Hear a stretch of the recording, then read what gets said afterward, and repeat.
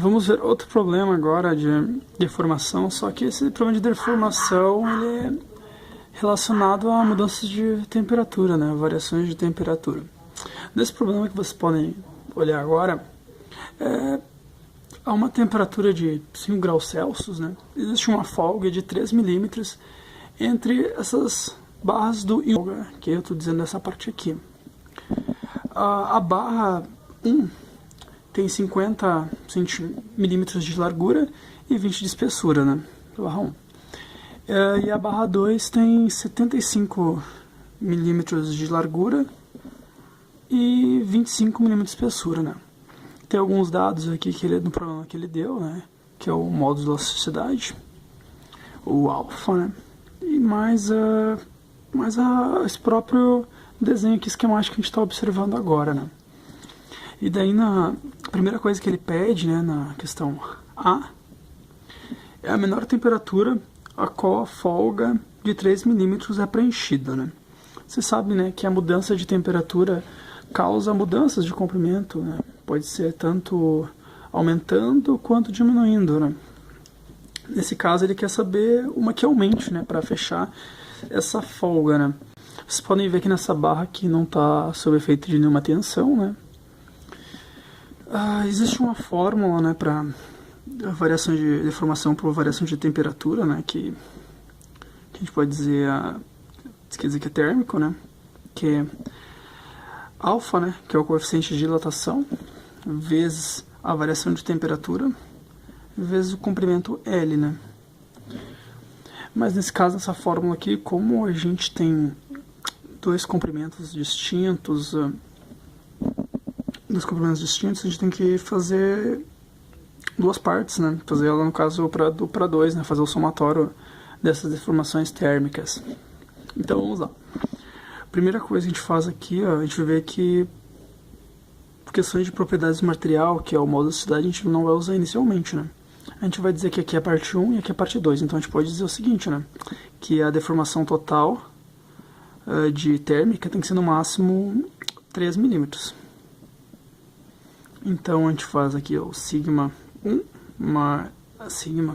é deformação 1 mais a deformação 2. Tem que ser igual a 3 milímetros, né? E a gente abrindo, qual é essa fórmula aqui? Essa fórmula que eu dei no início, né? A gente pode dizer que alfa 1 vezes delta T, que vai ser o mesmo para os dois, né? Vezes L1, que é o 700 milímetros aqui. Mais alfa 2 vezes delta T, que vai ser o mesmo também, vezes L2, que é os 400 milímetros aqui. Tudo isso aqui igual a 3 milímetros. Vocês podem ver que ambos aqui são multiplicados pelo delta T.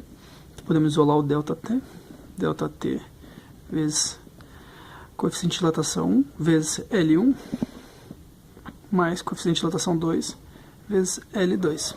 Vai ser igual a 3 milímetros. Que é a folga, né? Quando ele for preencher, né? Essa mudança de temperatura que vai preencher essa folga de 3 milímetros, né?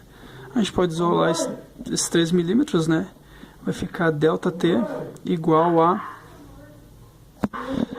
ΔT vai ser igual a 3 milímetros dividido pelo alfa 1 vezes L1 mais alfa 2 vezes L2, né? E nesse caso aqui é só agora colocar os dados, né? Que todos eles foram dados no problema, né? Dados no problema, né? A gente bota 3 milímetros dividido pelo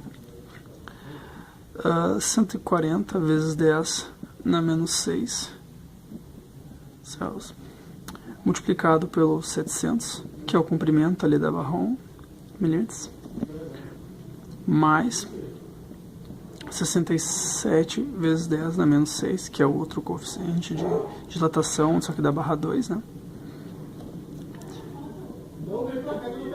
Vezes 400 milímetros, que é o comprimento 2.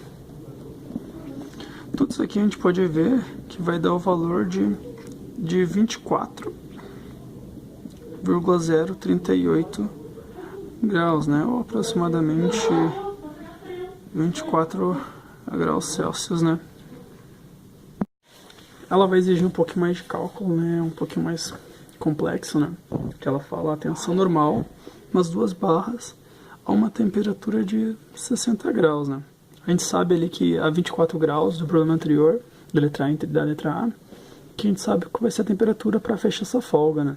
Então, uma temperatura maior que isso já vai gerar uma tensão, né? Porque o martelário vai querer aumentar mais ainda, só que tem aquela barra ali que tá para segurar ela, que vai impedir esse alongamento maior, mais que esse 3 milímetros, né? Deve gerar uma tensão. E essa tensão que ele pede agora pra gente calcular a 60 graus, né? Só que tem uma coisa que a gente não sabe ainda nesse problema, que é qual a força, né, que vai ter ali, pra gente saber a tensão, né?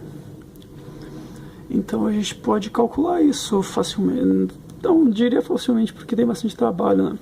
A gente pegando aquela barra ali, naquele desenho, e trazendo pra cá, a gente pode fazer um diagrama de corpo livre, que desenha aquelas barras, né? A gente pode fazer aqui mais ou menos, né?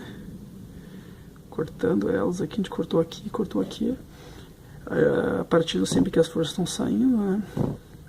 A gente vai ter um F2 aqui e um F1 saindo deste lado de cá, né? A gente faz aqui o somatório das forças em X tem que ser igual a 0, né? Portanto, vamos dizer que para cá para cá é negativo, né? Então a gente vai ter aqui F2, aqui eu botei os dois F2, né? Vou botar aqui F1. F2 menos F1 tem que ser igual a 0, né? Então a gente pode ver essa relação já que F2 é igual ao F1, né? Então a gente pode usar com essa relação aqui, ó, que a gente tem só uma força ali, que é a mesma que vai estar atuando nos dois. Agora, já a gente já tem essa relação da força, a gente sabe que essas duas deformações que antes eram térmicas, agora tá gerando uma tensão, né? Então a gente pode botar deformação total, né? Que deformação total que a gente pode pegar com relações térmicas e de tensões, né? Questão da lei de Hooke. A gente pode dizer que é N vezes L dividido por E vezes A mais o coeficiente de dilatação vezes a variação de temperatura vezes o comprimento L. Mas como a gente está falando agora de dois materiais aqui com propriedades geométricas distintas e com modos de velocidade diferentes, coeficientes de dilatação diferentes, a gente tem que fazer um somatório nesse caso, né, de todos esses dois aqui. E o único dado que a gente não tem é esse senhorzinho aqui, força, né, que aqui a gente vai chamar ele de F, né. Então a gente só temos agora aqui mesmo que calcular ele, né, botar, porque o resto dos dados a gente foi todos dados no problema. A gente sabe que a deformação total não vai ultrapassar os 3 milímetros. E sabemos agora que a gente tem uma variação de temperatura que é dada no problema de 60 graus Celsius, né, que é mais que o dobro para ela se fechar, né. Então a gente calcula isso, né. A gente pode colocar aqui então que F1 vezes L1, A1 vezes E1, mais alfa 1 vezes a variação de temperatura vezes L1, mais força 2 vezes o comprimento 2 dividido pela área 2 vezes o E2, mais o alfa 2 vezes delta T vezes o L2. Tudo isso aqui tem que ser igual a 3 milímetros. Sabendo ali que a gente falou que tanto F1 é igual a F2, a nossa fórmula vai se simplificar, né? A gente pode, no caso aqui, ó, isolar o F1, que aqui no caso são o mesmo valor, F1 e F2, a mesma coisa, a gente isola ele. E passamos essas deformações térmicas aqui, que é tudo junto, né? Pro outro lado, né? E daí a gente vai ter a seguinte fórmula, né? A gente vai ter F vezes L1 sobre área 1, E1, mais L2 sobre área 2, E2, igual ao 3 milímetros menos toda aquela parte de deformação térmica, que a gente vai passar para o outro lado já, que é alfa 1 vezes delta T vezes L1 mais alfa 2 vezes delta T vezes L2. Essa parte aqui toda a gente pode passar para o outro lado dividindo tudo isso aqui. E a gente vai ter que a força vai ser igual a 3 milímetros menos... Você pode ver que os dois estão multiplicando por delta T, né? Delta T vezes o que tem ali, que é alfa 1 vezes L1 mais alfa 2 vezes L2. Tudo isso aqui dividido por... É grande, mas o problema no final acaba sendo simples, se você acaba entendendo bem esses conceitos, né? L1 dividido por A1 vezes E1 mais L2 dividido por A2 vezes E2. Agora, nesse caso aqui, para a gente descobrir a força que age nessas duas barras aqui, é só a gente calcular esse cálculo aqui, que é um pouquinho grande, né? A gente coloca todos os dados, no caso, que são dados no problema, que é o comprimento, as duas áreas, com a largura e a espessura a gente consegue calcular, né? O módulo de elasticidade é dado dos dois valores, das duas barras. O módulo de elasticidade também é dado. A gente pode tirar então que a força, né, calculando isso tudo, a força vai dar menos 4,0500262 kilonewtons, né? E esse é o valor tanto de F1 quanto F2, assim. Tava meio claro, né, que ia aumentar e ia gerar uma força de compressão ali, né? Não uma força de tração a qual a gente é desenhado no diagrama, né? Porque elas estão crescendo, né? Elas tendem a se comprimir ali, tanto a barra 1 quanto a barra 2. E daí, com esse valor, a gente pode simplesmente calcular as tensões 1 e 2, né? Sigma 1 e sigma 2. A tensão 1 é a que age na barra 1, né? É a mesma força para os dois, né? Chama força F, dividido pela área 1, né? Isso aqui vai ficar menos 4,05026 kilonewtons, né? Dividindo pela área, né? Se a gente for calcular a área da barra 1, a gente sabe ali que tem 50 milímetros de largura, vai multiplicar a espessura, que é 20 milímetros, né? E é o sigma 2, né, que vai estar na barra 2, né? Vai diferenciar a tensão porque as áreas são diferentes, né? A área 2.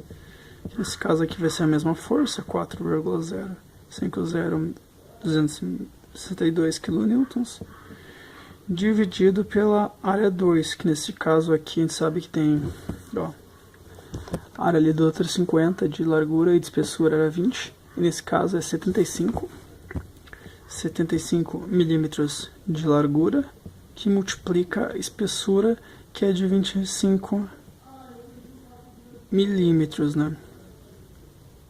A tensão sigma 1 vai ser igual a menos 4,05026 MPa, né?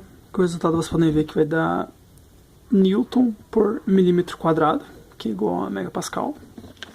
E embaixo também, só que embaixo vai dar menos 2,10140 MPa, que vocês podem calcular aí, né? Ambas as forças podem ver que é de compressão, né? Ficou duas forças, perdão, tensões, são tensões de compressão. E já agora a última parte do nosso problema, né, que já está chegando ao fim, né, que ele pede as duas deformações específicas, né, o epsilon, né, 1 e o epsilon 2, né, que estão presentes no caso nas duas barras, né. As duas barras, só para recapitular do início, né, que as barras aqui do problema, elas deram valores de módulo de elasticidade e as propriedades todas geométricas dela, só que não explicaram do que era feito cada material, né. Mas daí a gente vai calcular agora quais são a deformação específica, no caso, nessas duas barras, né? Para a gente calcular a deformação específica, né, a gente vai ter que levar em tanta consideração a deformação específica relacionado a deformação por tensão quanto térmica, né? Só que a diferença é que esse cálculo ele não vai só ao comprimento L, né? Porque é sem uma unidade adimensional, que o caso vai ficar milímetros por milímetros, né? Nesse caso a gente vai calcular, por exemplo, agora primeiro a deformação específica 1, que acontece na barra 1, que vai ser igual ao F, que é o mesmo para os dois, A1, área 1, vezes módulo de elasticidade 1, mais coeficiente de dilatação 1 vezes ΔT. Aqui do epsilon, a gente pode calcular no caso. A força seria menos 4,0500262. Eu vou botar já para newtons, né? Vou botar aqui a vezes 10 na 3 newton, dividido por a área que a gente calculou ali anteriormente, né? que é 1000 milímetros ao quadrado, multiplicado por 800 newtons por milímetros quadrado, que é o módulo de elasticidade da barra 1 que foi dado no problema, né? Não, eu botei mais, mas tem mais coisa aqui, né, gente? Esse cálculo é bem compridinho até. Agora faltou ainda o coeficiente de dilatação mais vezes a variação de temperatura. Nesse caso aqui é 140 vezes 10 na menos 6 vezes 55 graus Celsius. Então, acho que eu esqueci de avisar, né, que nesse caso é com a variação de temperatura a 55 graus Celsius, né? Acho que eu não cheguei a falar. Nossa, essa letra ficou bem feia aqui. Todo esse valor aqui vai dar 0,00263717, né? Que é aproximadamente, né? Que fica estranho de falar, né? Essa unidade aqui, que é milímetros por milímetros, né? Fica mais... Você consegue imaginar isso, né? Mas tu consegue imaginar melhor isso, né? 2640 microns epsilon. Agora a gente calculando da outra, epsilon 2, né? Que é basicamente a mesma coisa, né? Que é a força sobre a área 2 vezes o E2 mais o alfa 2 vezes ΔT, que é o mesmo. Pode ver que esses dois dados aqui é o mesmo do outro problema, né? Aplicando os dados, isso que eu vou fazer direto já, porque eu mostrei só no primeiro para vocês verem aqui. Os dados sendo aplicados, só substituir, no caso, cada valor aqui na fórmula. Aqui nesse caso vai ser só substituir, né? E o valor vai dar 0,0028895 milímetros por milímetro. Essa é uma unidade, no caso, né? Que é aproximadamente 2880 microns. No caso, essa é a resposta, né, desse problema. Espero que vocês tenham gostado, né? Até o próximo vídeo.